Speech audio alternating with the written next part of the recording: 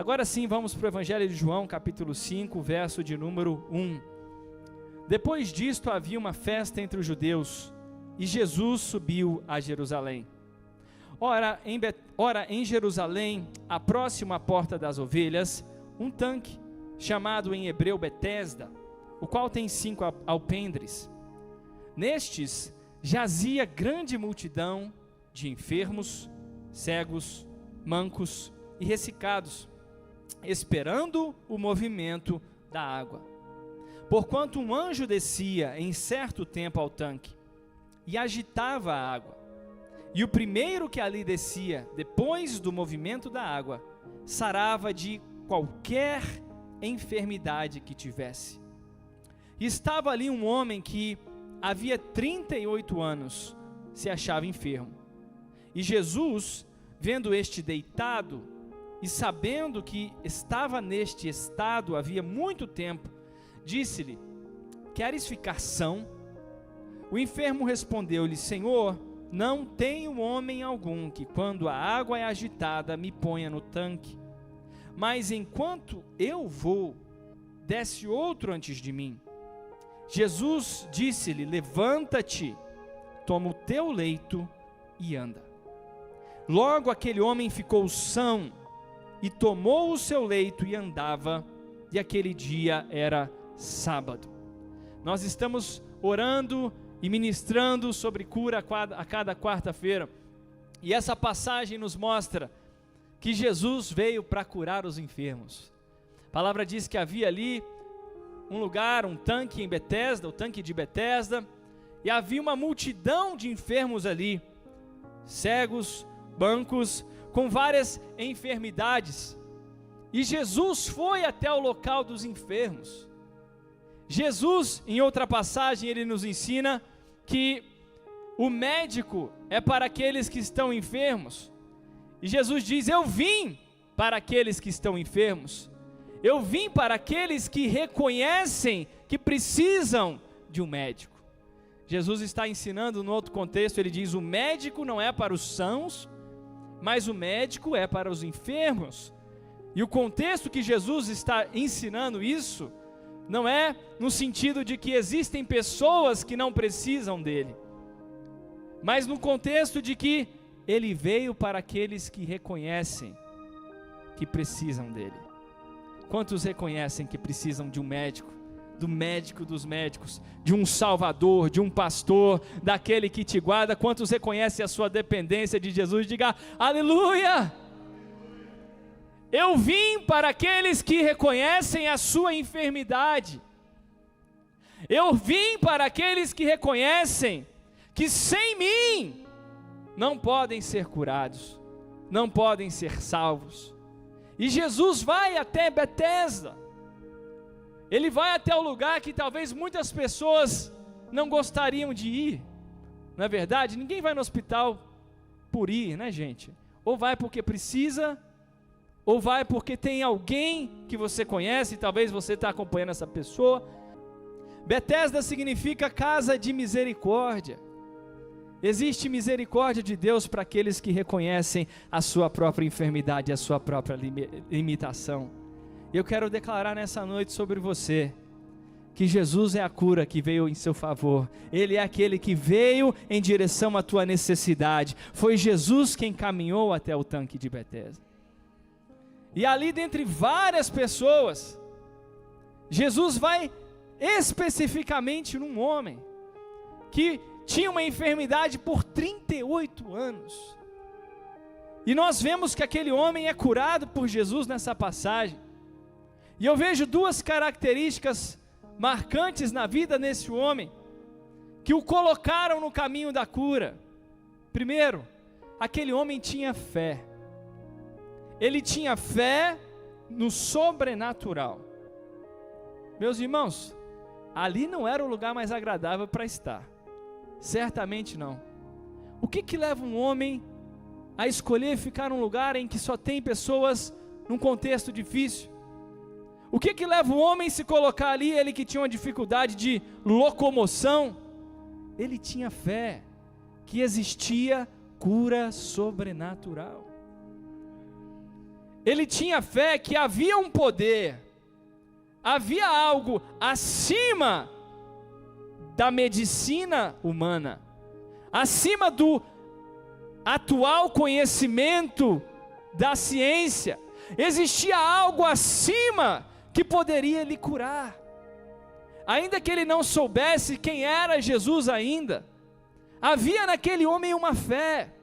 E eu quero encorajar você nessa noite, por você ou pela sua família, a crer em cura sobrenatural também. É claro que nós cremos através dos remédios, porque Deus deu sabedoria ao homem. É claro que nós cremos que na importância do médico em si, dos profissionais da saúde em si, mas nós também cremos que quando a ciência humana não tem uma solução, existe uma solução sobrenatural, existe um poder acima do poder humano, e ele não só existe, como ele veio em meu favor, ele veio me salvar. Aquele homem tinha fé, a fé que ele vai aprendendo a lapidar, a exercer, a canalizar de uma forma melhor ao longo da sua caminhada, mas todos nós precisamos ter fé, porque sem fé nós não agradamos a Deus, e sem fé milagres não podem ser vividos. Fé. E a segunda coisa que aquele homem tinha era paciência. Começar com fé nem sempre é fácil, mas é mais fácil do que ter paciência para permanecer ao longo do processo. Quem está entendendo diz amém. Aquele homem já disse para Jesus: olha, eu já tentei algumas vezes e não deu certo, Jesus. Eu gosto sempre de ilustrar essa passagem imaginando o homem talvez se lançando de alguma forma no tanque, na expectativa de levantar curado, e quando ele olha para o lado, alguém já tinha ido primeiro. A passagem diz que o primeiro a pular era curado, e quantas vezes talvez ele tentou e não conseguiu, mas ele escolheu esperar com paciência na casa de misericórdia, em vez de voltar para sua própria casa e ficar frustrado porque as coisas não aconteceram. Quantos entendem a diferença? Diga amém. Perceba que aquele homem tinha fé no poder sobrenatural, mas ele não tinha como saber se e quando seria curado. Aquele homem cria que havia um poder sobrenatural que podia curar, mas ele não tinha certeza se e quando aconteceria, mas mesmo assim ele escolheu permanecer esperando com paciência na casa de misericórdia. Isso é uma lição para nós. Escolhermos permanecer na casa de Deus. Escolhermos permanecer no lugar em que Deus move, no lugar em que Deus faz milagres. Bispo, mas você me dá certeza que mês que vem eu vou estar curado? Eu não posso te dar essa certeza. Eu não seria transparente com você, falando que isso vai acontecer dessa forma, mas uma certeza eu tenho: Deus cura enfermos, a palavra dele é aprovada, ele tem a sua soberania, mas ele ama cada um de nós. Pode aplaudir esse Deus maravilhoso. Se nós condicionarmos a permanência e a paciência a critérios muito específicos do nosso entendimento humano, nós não estamos vivendo pela fé. Nós estamos moldando Deus à nossa vontade, moldando Deus aos nossos desejos. Ele é o soberano, Ele é o Criador de todas as coisas. Eu não tenho outras certezas de detalhes, mas uma certeza eu tenho: essa casa é casa de milagres, e o nosso Deus é Deus que faz milagres. E eu escolho permanecer esperando no Senhor. Não importa quantas vezes não deu certo, não importa se o que estava do meu lado conseguiu e eu ainda não. Aleluia, que bênção que ele conseguiu. Mas eu não tenho outro lugar para esperar. Eu não tenho em outro ser em quem esperar. Eu não tenho outro texto no qual eu coloco a minha fé. Eu espero no Senhor. Eu espero permanecendo firme na congregação. Eu espero na palavra de Deus. Fé e paciência. E nesse caminho de fé e de paciência, um dia Jesus chega até aquele homem. Aleluia. E Jesus chega para aquele homem e pergunta: você quer ser curado? Aquele homem ainda não sabia quem era Jesus. E Jesus, quando ele está conversando com a mulher samaritana, ela começa a falar de água, começa a falar de Jacó, começa a falar dos seus ancestrais, ela começa a falar de adoração, ela fala de muita coisa, né? Aí Jesus fala: se você soubesse com quem você está falando, você pediria água viva e ele lhe daria. Você não me pede porque você não me conhece, mas se você se dedicar a me conhecer mais, aleluia, se você se dedicar a me buscar mais, se você se dedicar a conhecer aquele que fala contigo, porque ele já estava falando, né? Ele já fala conosco, às vezes a gente só não discerniu, mas Deus já está falando com cada um de nós. Se você se dedicar a conhecer mais o que fala contigo, você vai pedir até coisas maiores, e você vai ver que eu sou o Deus que responde. Você quer ser curado? E aquele homem, talvez como a mulher samaritana, ele começa a falar de outras coisas. Ele fala: olha, Senhor, ninguém me ajudou, porque quando eu vou alguém já foi. E aquele homem tinha suas frustrações. E que maravilha, Jesus começa uma conversa, creio eu, para que aquele homem possa também desabafar. Que talvez aquele homem não tinha nem com quem desabafar, mas o nosso Deus é um Deus que ama ouvir as nossas orações, em tempos bons, em tempos ruins, quando a gente está com raiva, quando a gente está com amargura, quando a gente está com medo, quando a gente está ressentido. Ele é Deus que ama, Ele é Deus que ouve. Jesus dá a chance daquele homem desabafar. Aleluia. Quem precisa desabafar de vez em quando? Todo mundo precisa. A gente só tem que ter cuidado onde desabafa, porque se você desabafa num lugar errado, vem um abafamento maior ainda depois sobre você. Jesus fala: você quer ser curado? Aquele homem, creio eu, tinha duas frustrações. Primeiro, ele não conseguia na própria força. E quanto mais a gente tenta ser independente, mais é frustrante a sensação de que a gente depende de outro. Ele não conseguia na própria força, literalmente falando. E ele ficava numa situação de ovo e galinha, porque ele não conseguia ser o primeiro, porque ele tinha sua limitação física. E ele não era curado da sua limitação física, porque ele não conseguia ser o primeiro. E aquilo devia ser uma frustração. Frustração. Dia após dia, talvez nos dias em que Deus não movia, ele ficava pensando no passado quando não deu certo. E quando Deus movia, ele pensava: não é para mim, não precisa levantar a mão. Não precisa levantar a mão. Mas talvez você já se sentiu assim. Tem momentos que a gente pensa: Deus não está movendo, está tudo parado, tudo igual. Às vezes até no culto você chega assim: não, já ouvi essa palavra 10 vezes, né? Está tudo parado. Ou então tem momentos que você vê: Deus está movendo, é visível, não tem como eu negar, Ele está movendo, eu só não me sinto parte desse mover. E eu creio que isso era uma frustração para aquele homem. Mas Jesus chega para aquele homem, e a forma que Jesus o cura, Ele está ensinando: não é por força, nem por poder, mas pelo meu Espírito. Jesus cura aquele homem, não pela força do homem. Ele tinha fé, ele se moveu pela fé, mas na própria força ele não conseguiria. E quando Jesus o cura daquela forma, Ele está falando: eu sou a força que você não tem, eu sou a força que você precisa, eu sou o seu provedor. E a outra frustração que eu creio que aquele homem tinha é que outros não ajudavam.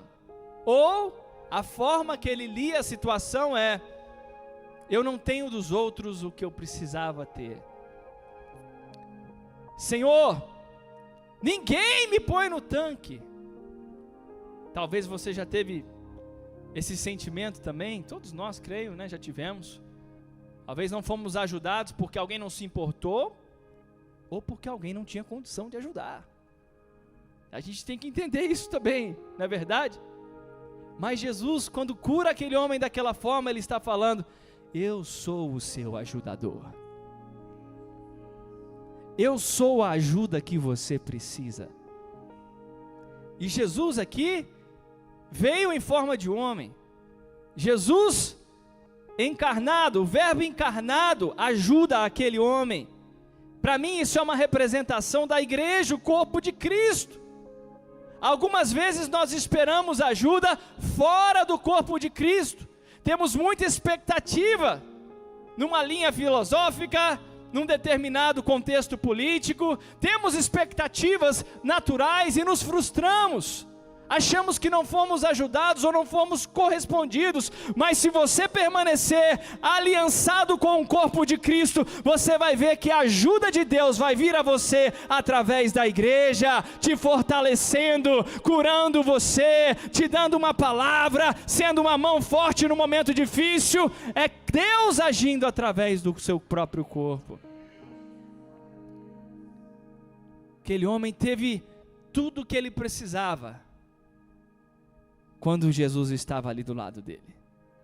As suas frustrações, que ele mesmo desabafou, foram resolvidas num encontro com Jesus. Jesus curou aquele homem, e eu creio que as águas daquele tanque, elas eram simplesmente uma figura do próprio Jesus. Porque a passagem diz que as águas curavam qualquer enfermidade. Você já viu algum remédio que cura qualquer enfermidade? Estou com dor de cabeça, tomo um remédio X.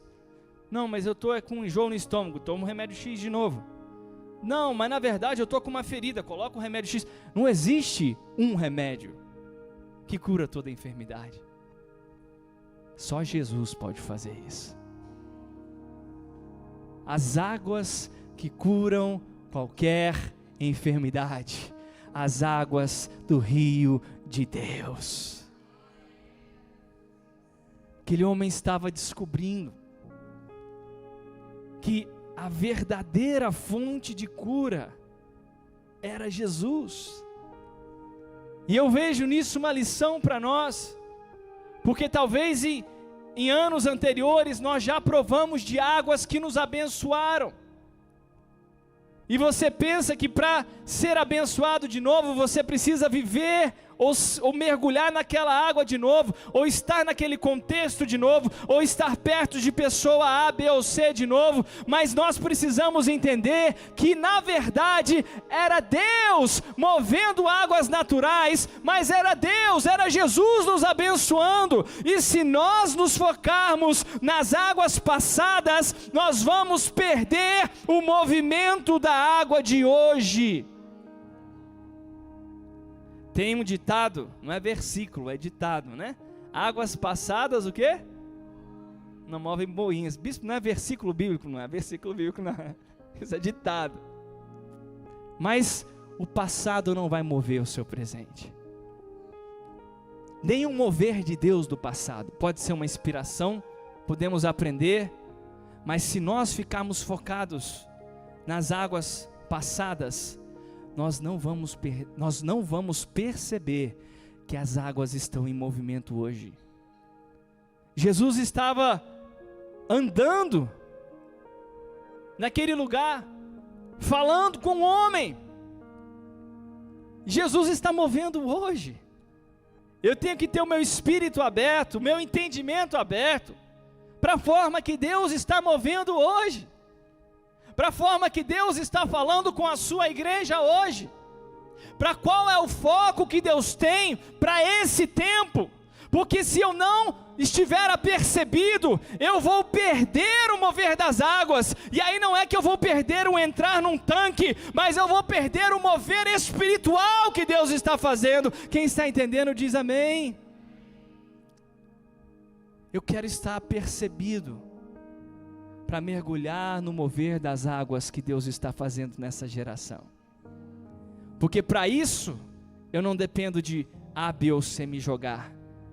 Jesus, quando Ele veio, como nós falamos no início, Ele veio para todo aquele que reconhece que precisa dEle. Essas águas em movimento são para todos aqueles que têm fé, que têm paciência e que estão apercebidos para aquilo que Deus já está fazendo nesse tempo.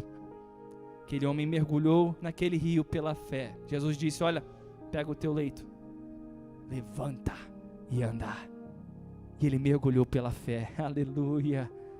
Eu creio que Deus está movendo nessa noite. Talvez Ele já estava falando com você e a gente ficou tão focado no que não aconteceu do passado que a gente não percebeu que as águas já estão movendo. Eu creio que situações já estão movendo no seu ambiente profissional, no seu ambiente familiar. Jesus já está movendo. Eu nem sempre percebo, mas Ele já está movendo. Aleluia. Aquele homem se levantou debaixo daquela palavra de Deus. Não veio um anjo naquele dia. As águas não se moveram como se moveram antes. Mas no mundo espiritual, Deus estava movendo situações. Aleluia. Eu quero declarar sobre a sua vida em nome de Jesus, que você está entrando nas águas sobrenaturais do Senhor. Não tem água parada na igreja. O rio de Deus corre do trono, ele flui desse lugar. Mergulhe pela fé, porque o sobrenatural de Deus está acontecendo.